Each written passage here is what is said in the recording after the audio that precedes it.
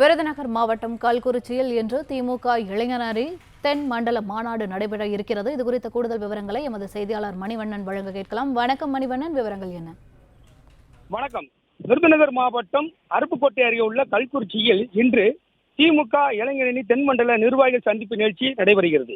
இதில் 1 லட்சம் இளைஞர்கள் நிர்வாகிகள் கலந்து கொள்வதாக அதாவது பொறுப்பாளர்கள் தெரிவித்துள்ளனர்.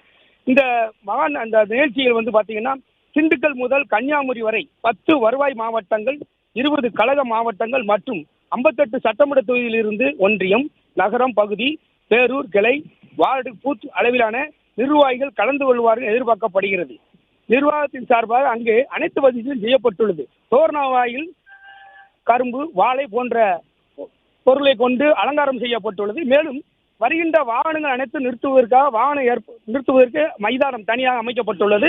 மேலும் நிர்வாகிகள் அனைவரும் உட்காருவதற்கான அனைத்து அமைக்கப்பட்டு அனைத்து ஏற்பாடு செய்யப்பட்டு வருகிறது.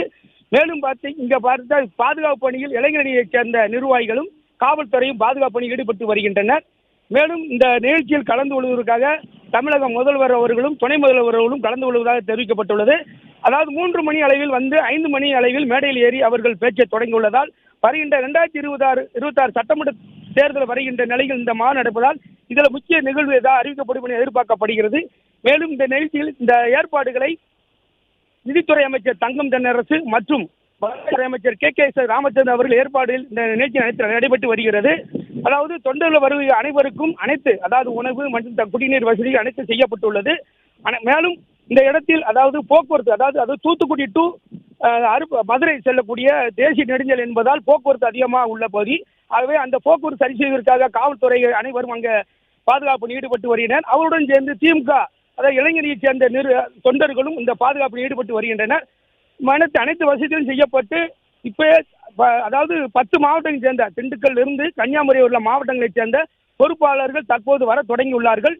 தற்போது அனைத்து வாகனங்களும் தனியாக அமைக்கப்பட்டுள்ள மைதானத்தில் நிறுத்துவதற்கு ஏற்பாடு செய்யப்பட்டுள்ளது. அதாவது அனைவருக்கும் அடையாள அட்டை வழங்கப்பட்டு அவர்கள் மட்டுமே உள்ள அனுமதிக்கப்படுவார் என்று தெரிவிக்கப்படுகிறது. மேலும் இந்த நிகழ்ச்சியில் 1 லட்சம் இளைஞர்கள் நிர்வாகிகள் கலந்து கொள்வார் என பொறுப்பாளர்கள் தெரிவித்துள்ளனர்.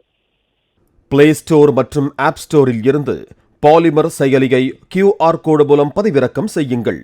செய்திகளை உடனுக்குடன் பெறுங்கள்.